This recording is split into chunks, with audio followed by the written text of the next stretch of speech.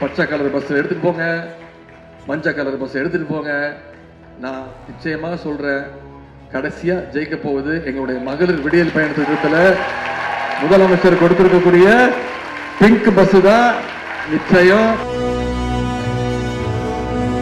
இன்னைக்கு மக்கள் அவரை எடப்பாடி பழனிசாமி கூப்பிடுறது இல்ல, அவருக்கு ஒரு செல்ல பேர் வச்சிருக்காங்க, முகமூடி பழனிசாமி. நன்றியை காட்டுறதுக்கு யாராவது 4 கார் மாறி போவாங்களா? அவருக்கு காரை மாத்துறதும் காலை மாத்துறதும் புதுசு கிடையாது.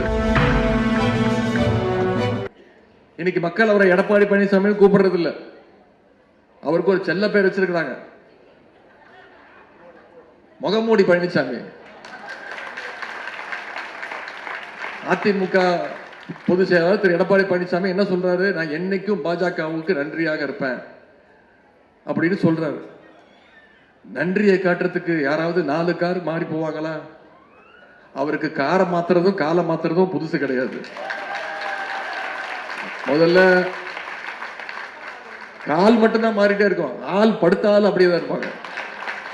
முதல்ல நம்ம ஜெயலலிதா அம்மையாரோட கால், அந்த அம்மா இறந்த பிறகு சின்னம்மா சசிகலா அம்மாவோட கால், அந்த அம்மா ஜெயிலுக்கு போனோடனே டிடிவி தினகரன் கால், அவருக்கு அப்புறம் இப்ப மோடியோட கால், அப்புறம் அமித்ஷா கால், நடுவில் திரு ஓ பன்னீர்செல்வம் கால்.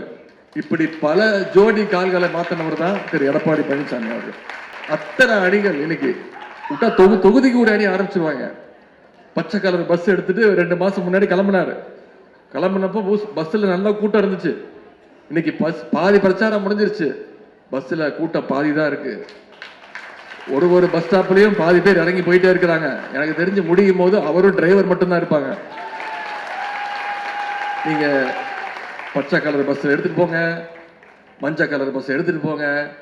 நான் நிச்சயமா சொல்றேன், கடைசியா ஜெயிக்க போவது எங்களுடைய மகளிர் விடியல் பயண திட்டத்துல முதலமைச்சர் கொடுத்திருக்கக்கூடிய பிங்க் பஸ் தான் நிச்சயம். அனைத்து பஸ்களையும் ஓவர்டேக் பண்ணி இந்த தேர்தலில் மகளிர் ஜெயிக்க வச்சிருவாங்க. அந்த நம்பிக்கை எனக்கு இருக்கு, உங்களுக்கு இருக்கா?